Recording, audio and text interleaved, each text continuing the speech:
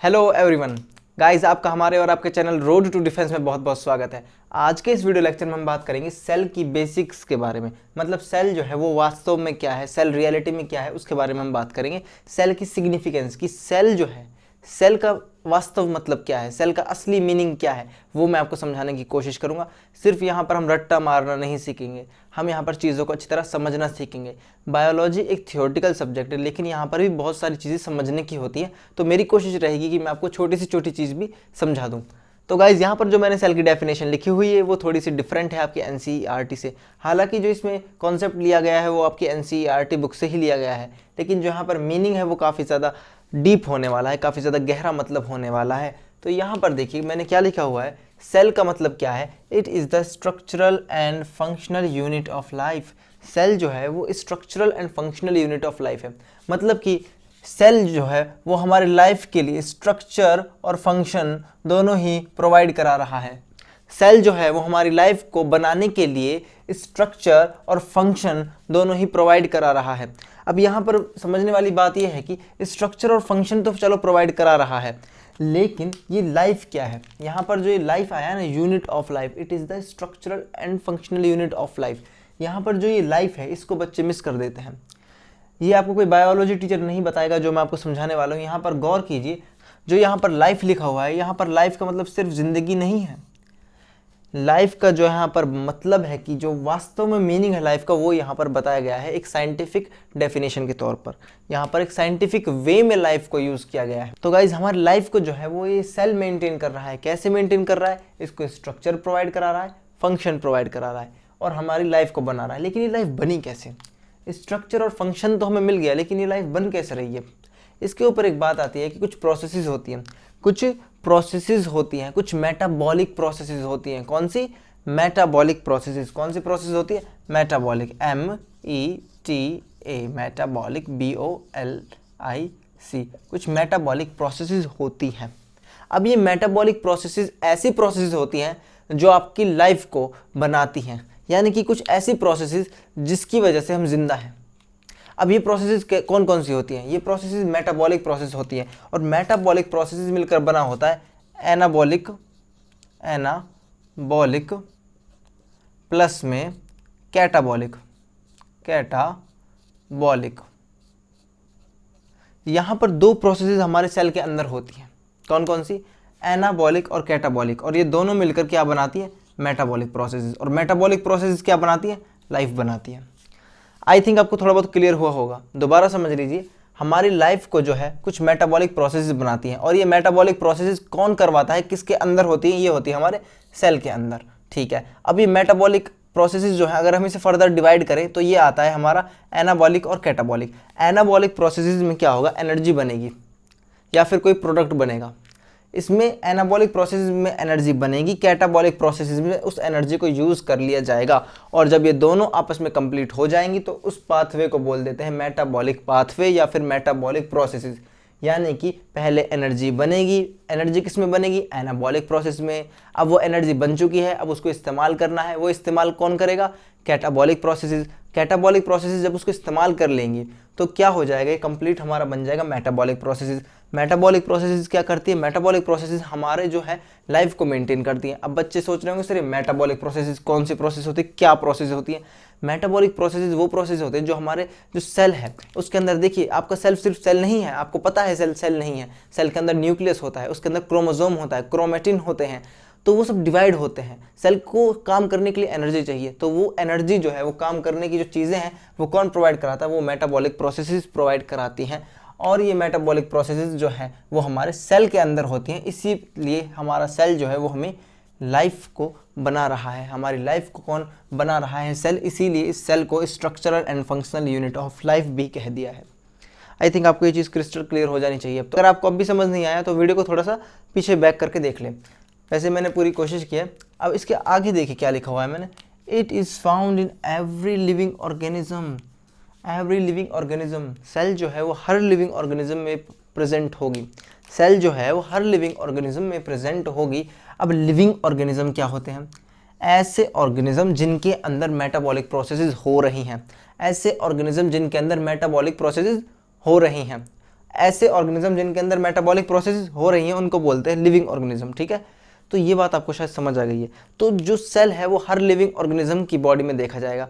अब सेल के बारे में तो आपको पता है बहुत छोटी होती है, सेल काफ़ी छोटी होती है। सेल का ग्रुप मिलकर क्या बना लेता है, टिश्यू बना लेता है, और टिश्यू का ग्रुप मिलकर क्या बन जाता है, ऑर्गन बन जाता है। और ऑर्गन जब बहुत सारे एक साथ मिलकर काम करने लग जाते हैं उसको बोलते हैं ऑर्गन सिस्टम। और ऑर्गन सिस्टम जो है जब वो कंप्लीट बनता है तो उसको क्या बोलते हैं, हम पूरा बॉडी बोल देते हैं, पूरा ऑर्गेनिज्म बोल देते हैं। अब उसके बाद मैंने क्या लिखा हुआ है, study of cell is called cytology. याद रखना, सेल के बारे में हम जब भी पढ़ाई करते हैं, सेल की जो स्टडी है, सेल की जो डीप नॉलेज अगर हम लेते हैं और अगर हम उसके ऊपर पढ़ाई करते हैं तो इसको बोला जाता है cytology.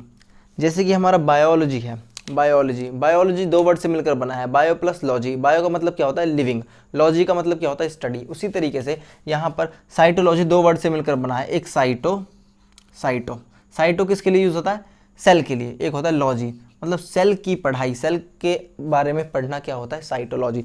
The study of cell is known as cytology. I think आपको क्लियर हो गया है। अब यहाँ पर मैंने एक छोटी सी चीज़ लिखी, 3 पॉइंट लिखे हैं, ये ना हर किसी को याद होने चाहिए। अगर वो इस चैप्टर को पढ़ रहा है तो उसको ये चीज़ें पता होनी चाहिए। ठीक है, यहाँ पर मैंने क्या लिखा हुआ है, जो फर्स्ट लिविंग सेल है उसको एंटन वन लेवेनहुक ने डिस्कवर करा था। फर्स्ट लिविंग सेल को एंटन वन लेवेनहुक ने डिस्कवर करा था। कैसे करा था ये मैं आपको बताना चाहता हूँ। एंटन वन लेवेनहुक एक साइंटिस्ट थे। एंटन वन लेवेनहुक एक साइंटिस्ट थे, इनको फादर ऑफ माइक्रोबायोलॉजी भी कहा जाता है। आपके कॉम्पिटिटिव एग्जाम में आ सकता है कि फादर ऑफ माइक्रोबायोलॉजी कौन थे, आपको बताना है Anton van Leeuwenhoek. Anton van Leeuwenhoek father of microbiology हैं। अच्छा, इन्होंने जो है लिविंग सेल को सबसे पहले देखा था। लिविंग सेल को रॉबर्ट हुक ने जो सेल्स देखी थी वो डेड सेल्स थी। कौन सी सेल्स थी, डेड सेल्स थी। और इन्होंने जो सेल्स देखी थी वो लिविंग सेल्स थी। ठीक है, साइंटिस्ट लोग जो हैं बहुत ज़्यादा क्यूरियस होते हैं किसी चीज़ को जानने के लिए। तो क्या हो रहा था, जब ये जा रहे थे ना तो बारिश हो रही थी। अब बारिश हो रही थी तो तालाब जो है वो भर गए थे पानी से। तो इन्होंने तालाब का पानी उठा लिया, तालाब का पानी एक बाउल में लेकर अपने घर आ गए। अब उस बाउल को उन्होंने, उसमें से जो पानी है उसको थोड़ा बहुत निकाला और अपने माइक्रोस्कोप के ऑब्जर्वेटरी एरिया में रखा, स्लाइड में रखा, जहाँ पर किसी चीज़ को देखा जाता है वहाँ पर रखा। मैंने आपको प्रीवियस लेक्चर में बताया था कि ऑब्जर्वेटरी एरिया स्लाइड होता है किसी भी माइक्रोस्कोप का। तो वहाँ पर इन्होंने उसको रख के देखा। उस गंदे पानी को इन्होंने अपनी माइक्रोस्कोप की स्लाइड पर रखकर देखा तो इन्होंने क्या पाया, वहाँ पर छोटे छोटे ऑर्गेनिज्म थे और वो लिविंग थे। तो वो जो लिविंग ऑर्गेनिज्म थे वो कौन से ऑर्गेनिज्म थे, एक्चुअली इन्होंने सबसे पहले क्या देखा था, बैक्टीरिया देखा था। बैक्टीरिया सबसे पहले जो है इन्होंने लिविंग सेल्स जो देखी थी वो वास्तव में क्या थी, बैक्टीरिया थी। क्या थी, बैक्टीरिया। तो इन्होंने बैक्टीरियल सेल्स देखी थी जो लिविंग थी। तो सबसे पहले लिविंग सेल्स किसने देखी, एंटन वन लेवेनहुक ने। एंटन वन लेवेनहुक ने कौन सी सेल्स देखी थी, वो वास्तव में बैक्टीरियल सेल्स थी। ये बात आपको कोई टीचर नहीं बताएगा वो कौन सी सेल्स इन्होंने देखी थी। इन्होंने देखी थी बैक्टीरियल सेल्स। ठीक है, और वो लिविंग थी। तो इस तरीके से इन्होंने फर्स्ट लिविंग सेल्स को देख लिया था। उसके बाद जो टर्म प्रोटोप्लाज्म है, प्रोटोप्लाज्म क्या होता है, आपको पता है प्रोटोप्लाज्म क्या होता है। प्रोटोप्लाज्म जो है वो जो है हमारा सेल जो है, सेल के अंदर क्या होती है, सेल मेम्ब्रेन होती है। सेल मेम्ब्रेन को छोड़कर और सेल वॉल को छोड़कर, दोनों को छोड़कर जो भी अंदर का बचता है उसको बोलते हैं हम प्रोटोप्लाज्म। अगर मैं प्रोटोप्लाज्म को एक सिंपल वर्ड में लिखूं तो मैं कह दूंगा protoplasm is equal to cytoplasm plus the cell organelles. मतलब जो साइटोप्लाज्म सेल के अंदर है और उसके अंदर जो ऑर्गेनेली प्रेजेंट है, उसके अंदर जो ऑर्गेनेली प्रेजेंट है उन सबको मिलाकर क्या बन जाता है, प्रोटोप्लाज्म। अब ये ऑर्गेनेली क्या होती है ये मैं आपको नेक्स्ट लेक्चर्स में बताऊंगा। अभी आप याद रखिए कुछ ऑर्गेनेली होती हैं, कुछ पार्ट्स होते हैं, जैसे माइटोकॉन्ड्रिया, जैसे कि माइटोकॉन्ड्रिया, क्लोरोप्लास्ट, पेरोक्सिसोम, राइबोसोम, है ना, इस तरीके के कुछ पार्ट होते हैं, लाइसोसोम, वैक्यूल्स। ये सब जो छोटे छोटे पार्ट हैं इनको बोलते हैं सेल की ऑर्गेनेली। क्या बोलते हैं, सेल ऑर्गेनेली। तो उन सेल ऑर्गेनेलीज को मिलाकर और उस सेल में प्रेजेंट साइटोप्लाज्म को मिलाकर क्या मिल जाता है, हमें प्रोटोप्लाज्म मिल जाता है। क्या मिल जाता है, प्रोटोप्लाज्म। तो प्रोटोप्लाज्म जो टर्म थी वो किसने दी थी, परकिंजी ने दी थी। किसने दी थी, परकिंजी ने दी थी। ठीक है, अब ये परकिंजी जो है इन्होंने ना हार्ट में कुछ परकिंजी फाइबर्स होते हैं उनके बारे में भी इन्होंने ही बताया था। हार्ट में जो परकिंजी फाइबर्स होते हैं उनके बारे में भी इन्होंने बताया था और इन्होंने टर्म प्रोटोप्लाज्म भी दी थी। आपको ये बस ये याद रखना है कि प्रोटोप्लाज्म जो टर्म है वो किसने दी थी, परकिंजी ने। और हमारे हार्ट में कुछ फाइबर्स होते हैं उनको परकिंजी फाइबर्स बोलते हैं, वो भी इन्होंने ही डिस्कवर करे थे। आपकी नॉलेज के लिए बता दूं कि परकिंजी फाइबर्स भी इन्होंने डिस्कवर किए थे। अब उसके बाद जो न्यूक्लियस है वो किसने डिस्कवर करा था, वो डिस्कवर करा था आपके रॉबर्ट ब्राउन साइंटिस्ट ने। रॉबर्ट ब्राउन नाम के साइंटिस्ट ने जो है न्यूक्लियस को डिस्कवर करा था, रॉबर्ट ब्राउन। और सेल को किसने डिस्कवर करा था, रॉबर्ट हुक ने। तो यहाँ पर जो न्यूक्लियस है वो किसने डिस्कवर करा था? रॉबर्ट ब्राउन ने। और कब करा था? 1831 में। कब करा था? 1831 में इन्होंने जो है न्यूक्लियस को डिस्कवर कर लिया था। गाइस बहुत ज़्यादा इंपॉर्टेंट है। आई थिंक आपको सब समझ आ गया है। एक बार मैं रिपीट कर देता हूँ। जो हमारा सेल है वो क्या है? स्ट्रक्चरल फंक्शनल यूनिट है हमारी लाइफ की। लाइफ क्या होती है? लाइफ मिलकर बनी हुई होती है हमारी मेटाबॉलिक प्रोसेसेस से। और ये मेटाबॉलिक प्रोसेस कौन सी होती है? एनाबॉलिक और कैटाबॉलिक। एनाबॉलिक प्रोसेस में एनर्जी बनेगी, कैटाबॉलिक में वो यूज़ होगी। जब ये दोनों आपस में मिल जाएंगी तो हमें मेटाबॉलिक प्रोसेस मिल जाएंगी। और ये मेटाबॉलिक प्रोसेस होती है किसके अंदर है? सेल के अंदर। इसीलिए इसको क्या बोल देते हैं? हम structural and functional unit of life बोल देते हैं। अब यहाँ पर मैंने आपको बताया कि जो स्टडी ऑफ सेल है, सेल के बारे में जो हम पढ़ाई करते हैं, सेल का अध्ययन, कोशिका का जो अध्ययन हम करते हैं उसको बोलते हैं साइटोलॉजी। क्या बोलते हैं? साइटोलॉजी इंपॉर्टेंट है। उसके बाद हमने देखा कि जो हमारी फर्स्ट लिविंग सेल्स थी वो किसने देखी थी? वो देखी थी आपकी एंटन वन लेवेनहुक ने।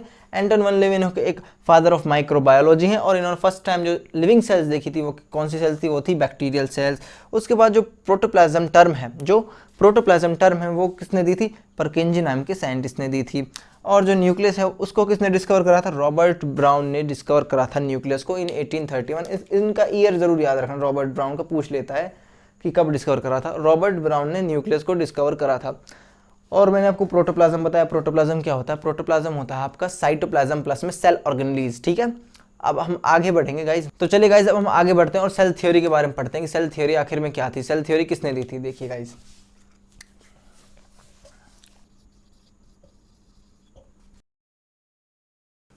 तो गाइज जो हमारी सेल थ्योरी थी इसको दिया था हमारे दो साइंटिस्ट थे, एमिस्केल्डीन एंड श्वानन। एमिस्केल्डीन एंड श्वानन, यहाँ पर नाम आ रहा है, आप उसको देख लीजिए, एमिस्केल्डीन एंड श्वानन। ठीक है, ये दो साइंटिस्ट थे, इन्होंने सेल थ्योरी दी थी। अब इन्होंने सेल थ्योरी जो दी थी, इनकी सेल थ्योरी इनकम्प्लीट थी। कैसी थी? इनकम्प्लीट थी। इनकी सेल थ्योरी इनकम्प्लीट क्यों थी वो मैं आपको भी बताऊंगा। पहले आप देख लीजिए कि सेल थ्योरी क्या थी। सेल थ्योरी कहती है कि जो लिविंग ऑर्गेनिज्म है, all the living organisms are made up of cells. जो लिविंग ऑर्गेनिजम्स हैं सारे के सारे किससे मिलकर बने हुए हैं? सेल से। ठीक है, जो लिविंग ऑर्गेनिज्म है वो किससे मिलकर बने हुए हैं? सेल से मिलकर बने हुए हैं। अगर किसी भी ऑब्जेक्ट के अंदर सेल नहीं है तो वो लिविंग भी नहीं है। ठीक है, तो हमारा जो वायरस होता है वो इसका एक एक्सेप्शन है।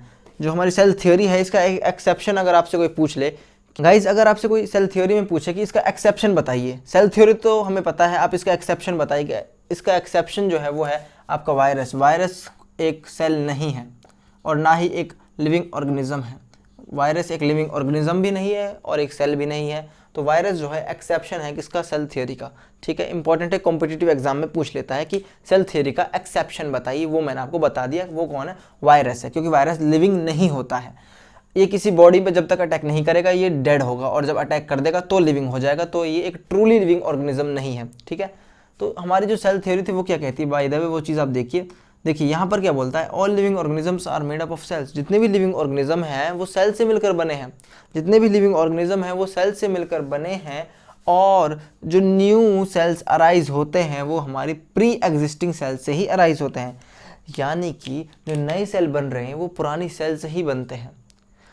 जो ये ऊपर की लाइन है, ये फर्स्ट पॉइंट था, ये दिया था आपके एमिस्केल्डीन एंड टी श्वानन ने। एमिस्केल्डीन एंड टी श्वानन ने, यहाँ पर नाम डिस्प्ले हो रहा है, आप इसको देख लीजिए। इन दो साइंटिस्ट ने ही सेल थ्योरी दी थी, लेकिन ये इनकम्प्लीट थी क्योंकि ये लोग ये नहीं बता पा रहे थे कि नए सेल्स कैसे बनते हैं। इन्होंने ये तो बता दिया कि जो सेल्स हैं वो हमारे हर लिविंग ऑर्गेनिज्म में प्रेजेंट होंगी, यानी कि all the living organism are made up of cells. सारे के सारे लिविंग ऑर्गेनिज्म सेल से मिलकर बने हैं। ये बात तो हमारे एमिस्केल्डीन एंड टी श्वानन ने बता दी, लेकिन ये नहीं बताया कि नई सेल्स कहाँ से आती हैं।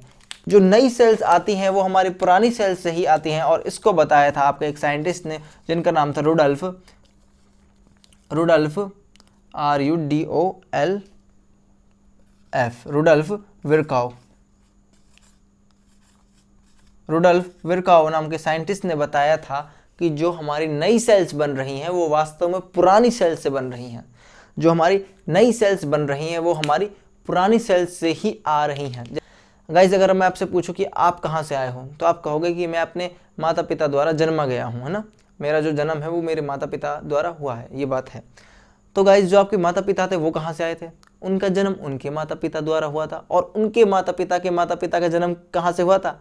उनके माता पिता के उनके माता पिता के उनके माता पिता से। बहुत कॉम्प्लिकेटेड हो रहा है, कहने का मतलब ये एक चेन बन जाती है ना, जैसे फैमिली में। कि पहले बाप आएगा, फिर बेटा आएगा, फिर पोता आएगा।